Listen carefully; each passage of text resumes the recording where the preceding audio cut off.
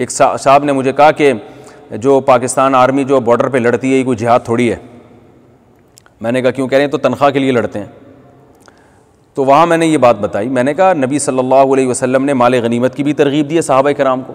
नबी सल्लल्लाहु अलैहि वसल्लम ने बाद सहाबा को फरमाया कि मैदान जंग में जो फ़लाँ को कत्ल करेगा तो उसका सारा माल कातिल को दे दूँगा मैं। मन क़तल क़तीलन फ़लहु सलबुहु।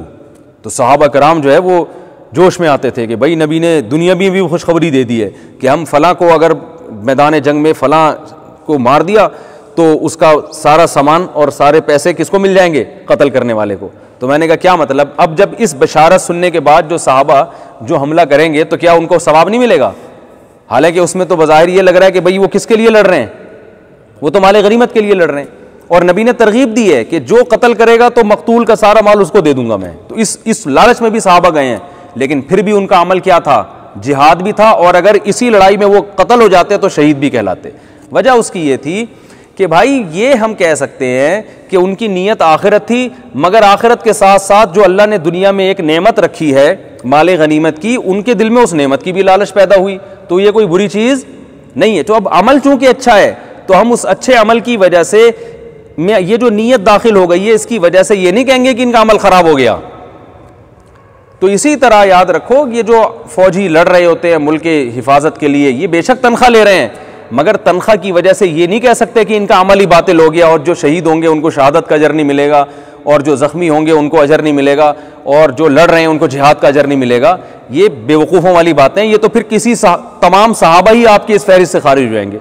हज़रत उमर ने जो लोगों को भेजा था बॉर्डर पर लड़ने के लिए, उनकी तनख्वाहें भी तो जारी की थी ना, उनके वज़ाइफ भी जारी किए थे।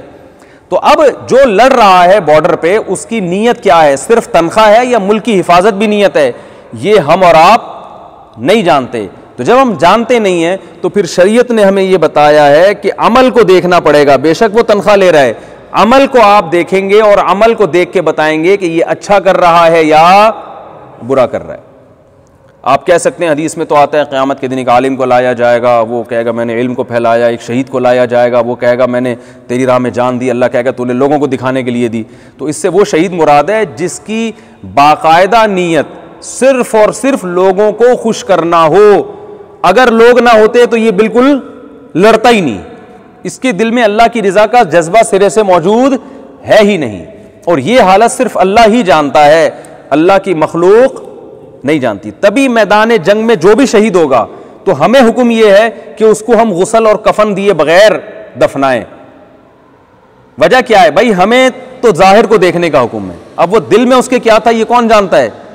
अल्लाह जानता है। वरना शरीयत हमें कहती कि जो मैदान जंग में शहीद हो रहा है तो पहले चेक करो कि इसकी नीयत क्या थी, इसके दोस्तों से बुलाओ, हालात पूछो, ये तनख्वाह कितनी ले रहा था, है भाई ठीक है ना, इसके दिल में माल गनीमत तो नहीं थी, तनख्वाह इसके तो इसके कितनी तनख्वाह मिलने वाली थी, कोई वीडियो कैमरे से रिकॉर्डिंग तो नहीं हो रही थी, पता चला हो सकता है ये बहादुरी दिखाने के लिए कर रहा हो।